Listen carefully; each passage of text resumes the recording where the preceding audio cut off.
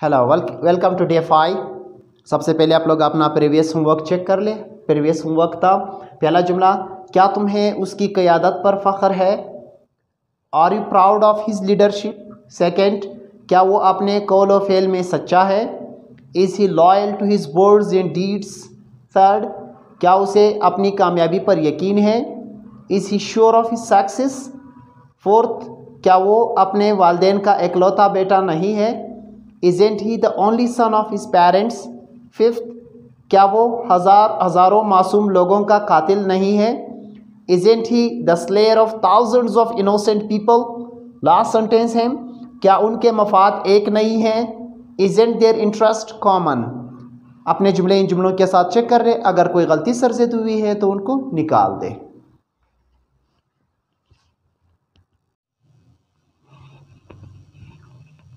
अच्छा, fifth number formula हमारे पास है WH क्वेश्चंस या इंफॉर्मेशन क्वेश्चंस। WH क्वेश्चंस या इंफॉर्मेशन क्वेश्चंस में हम हमेशा इंट्रोगेटिव सेंटेंसेस से पहले WH वर्ड इस्तेमाल करते हैं। WH वर्ड्स हमारे पास ये नव अल्फाज है जिनको हम WH वर्ड्स कहते हैं। What, when, where, which, why, whom, whose, who, how. What क्या, व्हेन कब या जब, वेयर कहाँ या जहाँ, विच कौन सा या कौन से, वाई क्यों, होम किस से या किसके साथ, हुज किसका, हु कौन, हाउ कैसे। इन नाउ WH वर्ड्स में से जिस भी लफ्ज़ की ज़रूरत हो तो सबसे पहले हम वही इस्तेमाल करते हैं, फिर हेल्पिंग वर्ब सब्जेक्ट के मुताबिक इस्तेमाल करते हैं, उसके बाद फिर ऑब्जेक्ट है। अच्छा, इनमें से दो अल्फाज ऐसे हैं, विच और हुज प्लस ऑब्जेक्ट, इनके बाद ऑब्जेक्ट टच इस्तेमाल होता है। इसमें एक वट भी है, लेकिन वट ज़्यादातर इस्तेमाल इस तरह नहीं होता क्योंकि वट अक्सर ऐसी चीज़ों के लिए है जिसमें कोई चीज़ ना मालूम हो। विच या हुज, इनके बाद अक्सर ऑब्जेक्ट टच इस्तेमाल करते हैं, बल्कि हमेशा ऑब्जेक्ट टच इस्तेमाल करते हैं, उसके बाद फिर हेल्पिंग वर्ब है, सब्जेक्ट पे तकरीबन हमारा जुमला ख़त्म होता है। तो विच या हुज के बाद ऑब्जेक्ट टच इस्तेमाल होता है। एक और बात, वट चूँकि क्या के लिए इस्तेमाल करते हैं हम, अगर क्या बिल्कुल जुमले के शुरू में आ जाए, बिल्कुल जुमले के शुरू में हो, जिस तरह के इससे पहले हम पढ़े हैं, क्या वो एक डॉक्टर है, क्या तुम फारिग हो, क्या अंग्रेज़ी आसान है, वगैरह वगैरह। अगर ऐसे जुमले हैं जुमले के शुरू में क्या है तो वो वट नहीं है, वो सिंपल इंट्रोगेटिव है, उसमें हेल्पिंग वर्ब जुमले के शुरू में इस्तेमाल होता है। और अगर वट इस्तेमाल होना हो तो क्या जुमले के दरमियान में आना चाहिए, यानी अगर क्या जुमले के दरमियान में है, क्या से पहले एक दो अल्फाज और भी इस्तेमाल हुए हैं, तब उस सूरत में हमारे पास वट इस्तेमाल होता है। फार्मूला इसका कुछ यूँ लिखते हैं कि WH plus ISRM plus subject plus object with question mark. WH से मतलब ये नव अल्फाज है, पहले इन अल्फाज में से जिस लफ्ज़ की ज़रूरत हो वही इस्तेमाल करते हैं, हेल्पिंग वर्ब सब्जेक्ट के मुताबिक है, फिर ऑब्जेक्ट प्लस ऑब्जेक्ट। जिस तरह कि अभी मैंने कहा कि अगर क्या जुमले के शुरू में आ जाए तो वो वट नहीं है, अगर दरमियान में आ जाए, मिसाल के तौर पर अगर हम इस तरह कहें कि इस ज़िमन में आम लोगों की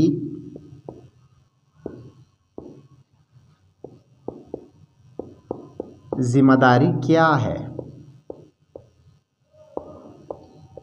इस ज़िमन में आम लोगों की जिम्मेदारी क्या है।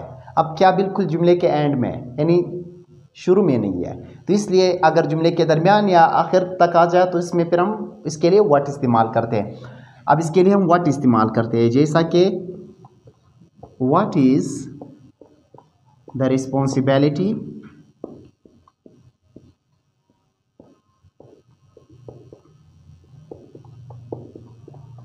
What is the responsibility of common man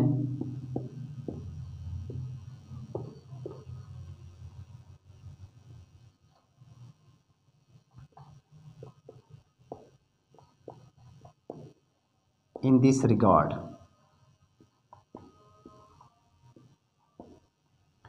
What is the responsibility of common man in this regard? इस ज़िमन में आम लोगों की जिम्मेदारी क्या है। सही, यानी इसमें हम क्या जुमले के शुरू में नहीं है तो इस वजह से यहाँ पर वट इस्तेमाल किया गया है। सही, या अगर हम इस तरह कहें कि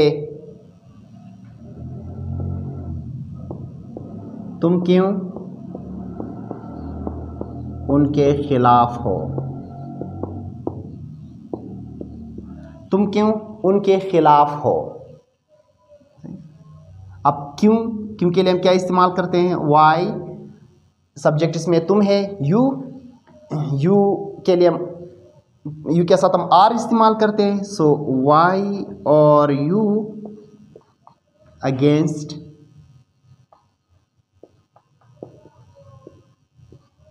Why are you against them? Why are you against them? तुम क्यों उनके खिलाफ हो। एक कौन है who, जिसको अक्सर हम बतौर सब्जेक्ट भी इस्तेमाल करते हैं और बतौर ऑब्जेक्ट भी इस्तेमाल करते हैं। मिसाल के तौर पर अगर हम इस तरह कहें कि कौन तुमसे तंग है, कौन तुमसे तंग है। अब जो बंदा तुमसे तंग है वो नामालूम है, इस वजह से यहाँ पर कौन यानी हु बतौर सब्जेक्ट है, कौन तुमसे तंग है। हु इज, अब चूंकि सिंगुलर है, तंग है सिंगुलर है, इस वजह से हम हु के साथ इज लगाते हैं। Who is sick of you, who is sick of you, क्योंकि इसमें हु बतौर सब्जेक्ट है और वहां पर सिंगुलर भी है, कौन तुमसे तंग है सिंगुलर है, इस वजह से हम हु के साथ इज इस्तेमाल करते हैं। और अगर हम हु बतौर ऑब्जेक्ट इस्तेमाल करें तो जुमला कुछ यूं होगा जैसा कि तुम किससे तंग हो,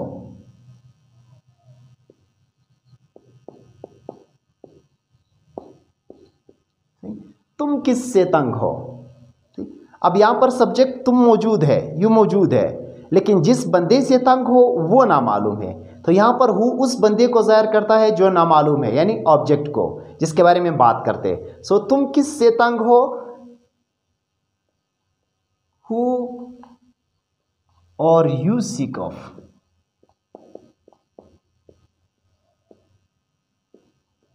who are you sick of, तुम किससे तंग हो। सही, यहां पर हु बतौर सब्जेक्ट है, सिंगुलर है, इस वजह से उसके साथ इज आया है, यू ऑब्जेक्ट है आखिर में आया। यहां पर हु बतौर ऑब्जेक्ट है, यू सब्जेक्ट है, तो इस वजह से यू अपनी जगह इज आर एम यानी आर के बाद यू अपनी जगह सब्जेक्ट की जगह आया है, उसके बाद आपके पास सिक ऑफ है। So who are you sick of, यानी हु को आप बतौर सब्जेक्ट भी इस्तेमाल कर सकते हो और बतौर ऑब्जेक्ट भी इस्तेमाल कर सकते हो।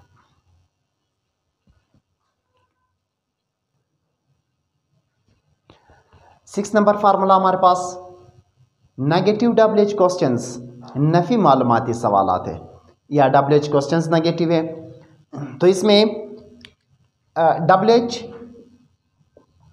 जो हमारे पास नवल फास्ट है, what, when, where, which, why, who, मुझ, हाउ। उसके बाद हेल्पिंग वर्ब है हमारे पास is, are, am plus not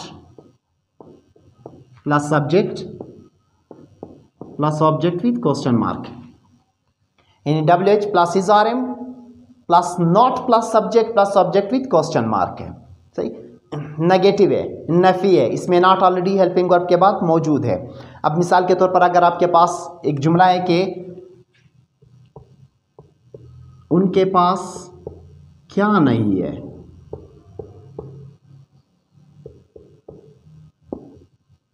उनके पास क्या नहीं है। अब क्या जुमले के दरमियान में है तो इसके लिए हम व्हाट इस्तेमाल करते हैं। उनके पास क्या नहीं है, व्हाट इजंट या व्हाट इज नॉट। सही, व्हाट इजंट विद देम,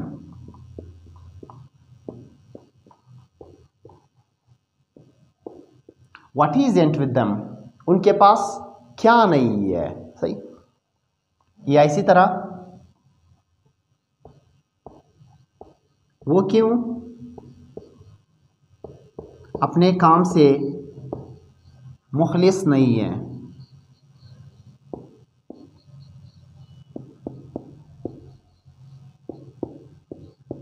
वो क्यों अपने काम से मुखलिस नहीं हैं, जमा है। सही, वाई आरंट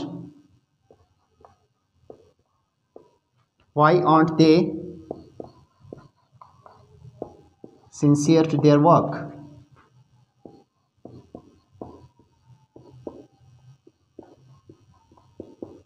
या why aren't they sincere to their job? वो क्यों अपने काम से मुखलिस नहीं है? Why aren't they sincere to their job? वो अपने काम से क्यों मुखलिस नहीं है? या इसी तरह कौन सी किताब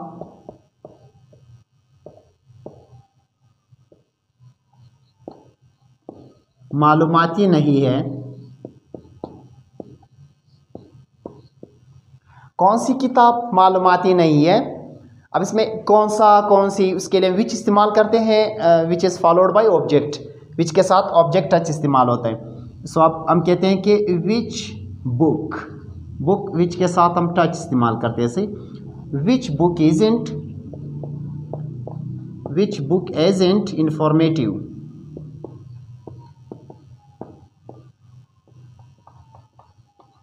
विच बुक इज़ेंट इंफॉर्मेटिव, कौन सी किताब मालूमाती नहीं है। या इसी तरह आप कहते हैं कि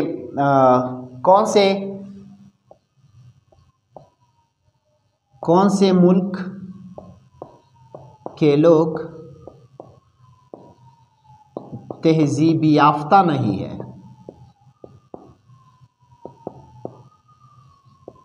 नहीं हैं। कौन से मुल्क के लोग तहजीब याफ्ता नहीं हैं। फिर वही विच है, विच कंट्री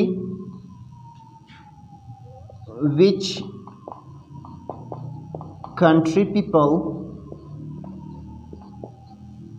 अब चूंकि जमा है तो aren't, which country people aren't civilised,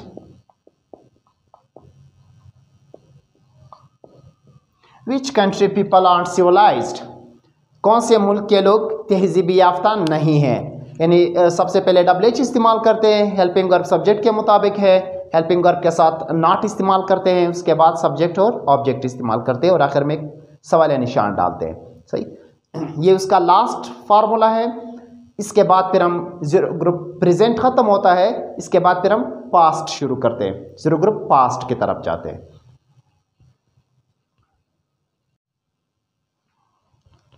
this is your homework, ये आप लोगों का घर का काम है।